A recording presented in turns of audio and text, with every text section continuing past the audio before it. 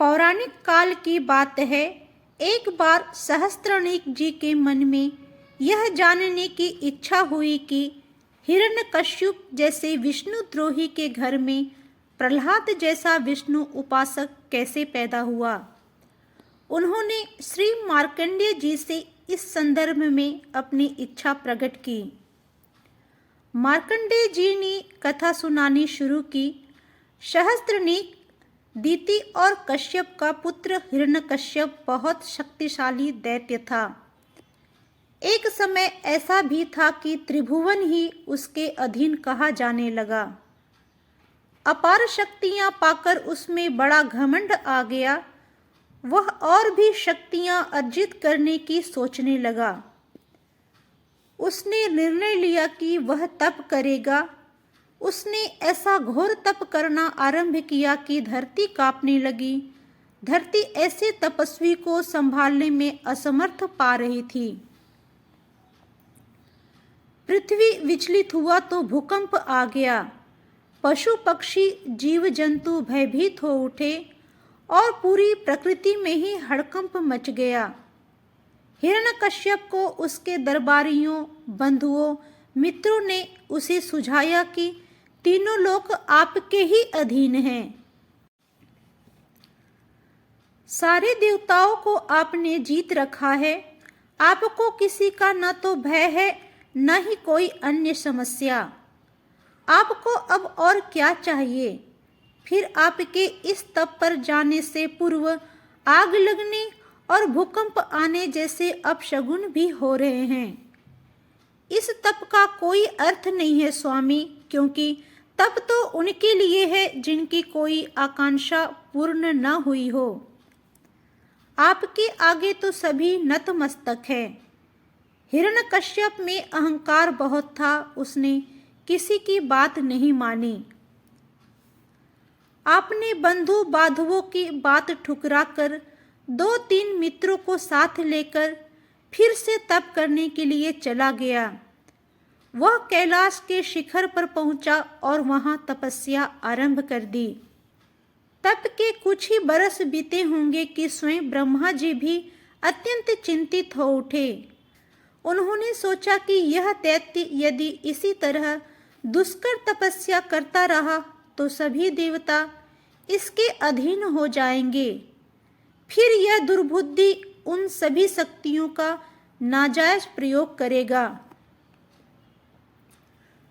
अपनी बनाई सृष्टि की व्यवस्था पर ब्रह्मा जी को अत्यंत संकट घिरता दिख रहा था। उन्हें चिंता हुई कि कैसे हिरण्यकश्यप को इस कठिन तप से अलग किया जाए। वह इसी चिंता में व्याकुल थे। तभी उन्हें देवर्षि नारद दिखे। नारद जी ने ब्रह्मा जी से कहा, आप व्यर्थ ही व्यथित हैं। जो भगवान विष्णु पर आश्रित है उसको किसी प्रकार की चिंता नहीं करनी चाहिए। भगवान विष्णु मुझे कोई न कोई प्रेरणा देंगे और मैं इस नारायण द्रोही दैत्य की तपस्या भंग करूंगा।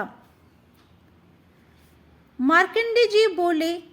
नारद जी ने ब्रह्मा जी को भरोसा दिलाकर उनकी चिंता कम की और फिर अपने साथ पर्वत मुनि को लेकर वहां से आगे चल दिए। भगवान की प्रेरणा से नारद जी को एक युक्ति सूझी।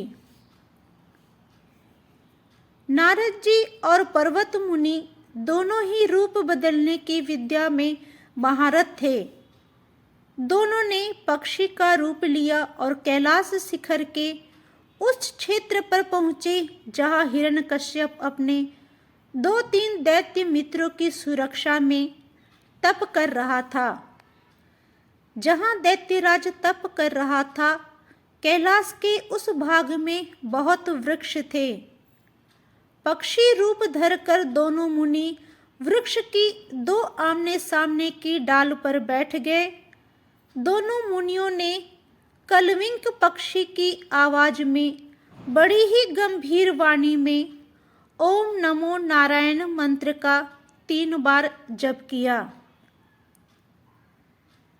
दोनों ने इतने स्पष्ट स्वर में नारायण मंत्र का जप किया कि वह आवाज गूंजने लगी। यह सुनकर हिरण्यकश्यप बेचैन हो उठा। नारायण द्रोही के कानों में नारायण मंत्र के स्वर पड़े तो उसकी एकाग्रता भंग हो गई। वह तो नारायण नाम के उच्चारण तक से चिढ़ता था और उच्चारण करने वाले के वध को तत्पर रहता था। क्रोध में आग बबूले हिरण्यकश्यप ने सोचा, मेरा कोई शत्रु यहाँ आ पहुँचा है, संभवतः स्वयं नारायण ही होगा। उसने तप करना छोड़ दिया।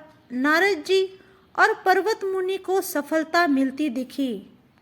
दोनों ने फिर से नारायण मंत्र का उच्चारण किया।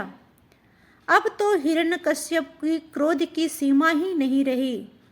उसने दो पक्षियों को पास के वृक्ष पर बैठे देखा तो धनुष पर तीर चढ़ाकर निशाना लगाया। दोनों ही मुनि पहले से ही सचेत थे। उसे धनुष उठा देखा तो वे उड़कर कहीं और चले। बदहवास हिरण्यकश्यप उनके पीछे मारने के लिए दौड़ा। दोनों ने अपने सिद्धि बल का प्रयोग किया और वहां से लुप्त हो गए। दैत्यराज का तप भंग हो चुका था। वह लौट आया। समझ चुका था कि किसी ने छल से उसका व्रत भंग करवा दिया है। उसकी अब तक की सारी मेहनत पर पानी फिर गया है। वह तत्काल अपने नगर को चल दिया। दैत्यराज हिरण्यकश्यप अपने नगर पहुंचा। उसकी पत्नी कयाधु ऋतुमती थी। लंबे अंतराल के बाद हिरण्यकश्यप और कयाधु का मिलन हुआ था। मिलन के क्षणों में कयाधु ने अपने पति हिरण्यकश्यप से एक प्रश्न पूछ लिया। कयाधु ने पूछा, आपने जाते समय कहा था कि आपका तप 10,000 वर्ष तक चलेगा, पर आपने बीच में ही तपस्या का त्याग कर दिया। व्रत के त्यागने का कारण मैं आपसे प्रेम पूर्वक पूछ रही हूँ, कृपया सच सच बतलाए। हिरण्यकश्यप ने संगम में रत रहते हुए अनमने मन से उत्तर दिया, प्रिय, मेरा तप अपने पूर्णता की ओर अग्रसर था, लेकिन उन पक्षियों ने मेरा ध्यान बटाने के लिए ओम नमो नारायण, ओम नमो नारायण का उच्चारण शुरू कर दिया। दोनों पक्षी बार बार नारायण मंत्र का जप करते थे। नारायण नाम के बार बार श्रवण से मेरे तप में विघ्न पड़ने लगा। मुझे नारायण से घृणा है और मेरे कानों में ओम नमो नारायण पड़ रहे थे। इससे व्रत टूट गया। मुझे आशंका हुई कि कहीं तुम्हारे साथ कुछ अशुभ न हुआ हो, इसलिए यहाँ आ गया। मार्कंडेय जी ने कहा, हे सहस्त्रनीक, जब हिरण्यकश्यप पत्नी को यह विवरण सुना रहा था तब वह प्रेम की परिणति के समीप था। दैव योग से वह स्वयं ओम नमो नारायण, ओम नमो नारायण को जपते हुए ही स्खलित हुआ। तो सहस्त्रनीक, इस प्रसंग के बाद जब कयाधु गर्भवती हुई तो उससे जो बालक पैदा हुआ वह जन्मजात नारायण का अनन्य भक्त हुआ, क्योंकि उसके बीज पड़ते समय उसके पिता ने अनजाने में ही नारायण नाम लिया था। सहस्त्रनीक, यह नारायण की ही लीला थी कि संसार के सबसे बड़े नारायण द्रोही के घर में सबसे बड़े नारायण भक्त का जन्म हुआ। दैत्यराज होकर भी वह मलिन कर्मों से दूर निर्मल भाव से रहता हुआ महान विष्णु भक्त प्रहलाद बना। दोस्तों, महान विष्णु भक्त प्रहलाद की ये कथा आपको कैसी लगी कमेंट्स में ज़रूर बताइएगा।